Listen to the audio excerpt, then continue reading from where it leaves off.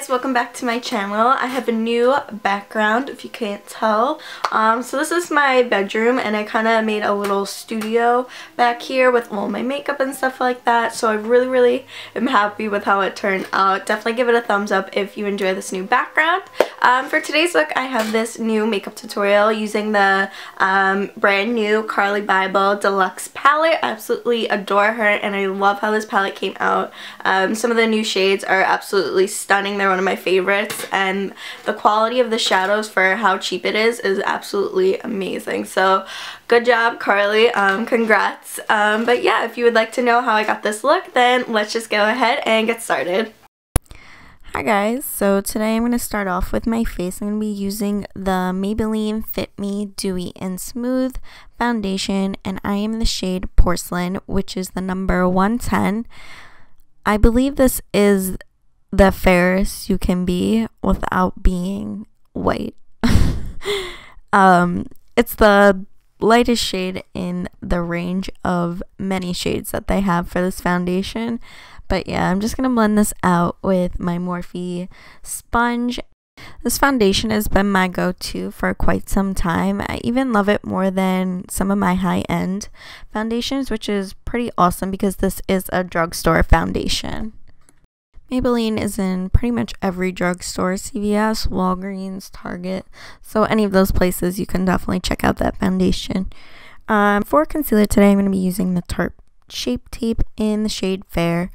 I'm going to be putting this underneath my eyes and in the high points of my face and just going to blend that out with my Morphe sponge again. Whatever I have left on the sponge, I'm just going to drag that onto my eyelids to prime them for eyeshadow. This is also the time I'm just going to make sure that literally everything is blended in seamlessly all over my face, whether it be my foundation or my concealer. I just want everything to blend together. For powder, I'm going to be using the RCMA No Color Powder. I'm going to be taking this on my Morphe sponge and just placing this right underneath my eyes, packing it on because I don't want anything to crease, and then taking whatever is left on the sponge, I'm just going to be placing that in my T-zone area. Picking up a little bit more product though, I am going to be setting my smile lines. Then we're going to move on to bronzer. I am using the Rimmel bronzer in Sundance, which is number 27. So if you haven't caught on yet, I'm super pale, so we're going to need to be blending for at least 5 minutes now to make my skin look not so pasty white. So I'm just going to be bronzing up those cheeks, a little around my temples and forehead definitely, and I'm also going to be bringing it down my neck as well.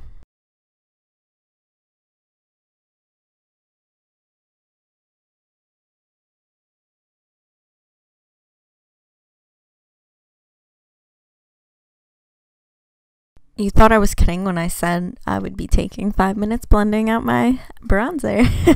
But I'm just going to be taking this Tarte 12 Hour Blush in the shade Peaceful. And I'm just going to be placing this on the apples of my cheeks and then bringing it back towards my ear. I just like the way this looks better than just leaving it on the apples of my cheek. I feel like it looks more natural. I'm about to go off camera so I can change the lens, so I am going to do my brows. I'm just going to be using my Brow Wiz and my ABH Clear Brow Gel to set them in place. Alright, so we're going to move on to the fun part now. We're going to zoom you in so you can see my eyes a little bit better, see what I'm doing. So I'm just going to start off with the bottom row, the first shade, which is a cream color, just to set the concealer. Moving on to the middle row, the second shade, it's like a cool tone in between like a brown and a mauve color. I'm just going to be placing this in my crease and just really messily blending it. I wasn't being too precise at this stage yet. Next, I'm going to be taking the next shade over and I'm going to be taking a more denser brush because I really do want to pack on more color on that outer V and into the outer part of my crease as well. So this is definitely a more mauve-y color. Definitely being more precise with this step just because I am on that outer V, so I don't want to make a mess of that outer portion of my eye and have to do more work in the end and have to clean that up. So I'm just taking back that first brush and just blending everything out just so everything blends smoothly together. Taking that same color and that same brush, I'm just going to be repeating this step a couple of times just so I get the desired deepness of that color in that outer V, because I definitely want the darkest area to be that outer V. For the lid, I'm taking the top row 4th shade in, and I'm taking that on a synthetic flat brush with some Fix Plus sprayed onto it just to intensify the shade. I absolutely adore this shade. This is literally my favorite shadow out of both this palette and the original palette she created. This is my favorite shade out of both of those because it is just so stunning. Like, that's how much I love it. It is so beautiful. It's like a pink shade with, then when it hits the light and it reflects, you can see like champagne speckles in it. It's so beautiful. I'm just taking that same brush from before and packing on some of that plum mauve shade that we used to deepen the outer V. I just felt like I lost some of it and I wanted to blend together that and the lid shade. Taking the top row 3rd shade in, I'm just taking that on a pencil brush just to put right above the crease just to blend everything together. I just really felt like that tied the whole look together. And then taking one of the highlight shades, the literally stark white one, to highlight my brow bone.